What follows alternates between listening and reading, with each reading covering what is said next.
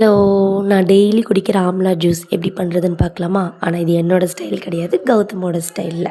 Ingredients note பண்ணிக்கோங்க. 4 ஆம்லா எடுத்துக்கோங்க. ஒரு ஆஃப் லெமன் அண்ட் அந்த 2 சின்ன பீஸ் மட்டும் இஞ்சி அண்ட் ஒரு நெல்லிக்காய்க்கு ஒரு கொத்து கருவேப்பிலைன்ற மாதிரி டோட்டலி 4 அண்ட் அது கூடவே கொஞ்சமாக மின்ட் லீவ்ஸ் அவ்வளோதான். இது எல்லாத்தையுமே மிக்ஸி ஜாரில் போட்டு கிரைண்ட் பண்ண போகிறோம்.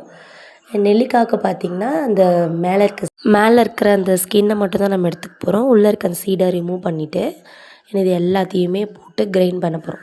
அண்ட் 2 நெல்லிக்காய்க்கு 1 டம்ளர் தண்ணின்ற மாதிரி 4 நெல்லிக்காய்க்கு 2 டம்ளர் தண்ணி தான் ஊற்றணும். பிகாஸ் நிறைய தண்ணி ஊற்றிட்டா அந்த அந்த ஃப்ளேவர் போயிடும், நல்லாவே இருக்காது. ஸோ தட் 2 டம்ளர் தான் தண்ணி. இது எல்லாத்தையும் மிக்ஸி ஜாரில் போட்டு கொஞ்சமாக மட்டும் டர்மரிக் பவுடர் ஆட் பண்ண போகிறோம். அண்ட் அவ்வளோதான். இது எல்லாத்தையும் போட்டு கிரைண்ட் பண்ண போகிறோம். நீங்கள் லெமன் தனியாக ஃபில்ட்ரு பண்ணி எடுத்து ஸ்குவீஸ் பண்ணாலும் ஓகே, இது கூடவே ஸ்குவீஸ் பண்ணிக்கினாலும் ஓகே தான். பட் ரொம்ப ஸ்குவீஸ் பண்ணாதீங்க, கசப்பாக இருக்க போகுது. அண்ட் இது நல்லா குடித்து பழகினவங்க அந்த திப்பியோடையே குடிக்கலாம். பட் இப்போ தான் ஸ்டார்ட் பண்ண போகிறீங்க ஆம்லா ஜூஸ்னால் அந்த இதெல்லாத்தையுமே ஸ்ட்ரெயின் பண்ணிவிட்டு ஃபில்ட்ரு பண்ணிவிட்டு குடிங்க. பிகாஸ் கொமட்டும் ஒரு மாதிரி அந்த அந்த திப்பியோடு குடிச்சிங்கன்னா. ஸோ ஸ்டார்டிங்கில் குடிக்கிறவங்க பார்த்திங்கன்னா ஸ்ட்ரெயின் பண்ணிட்டு குடிங்க.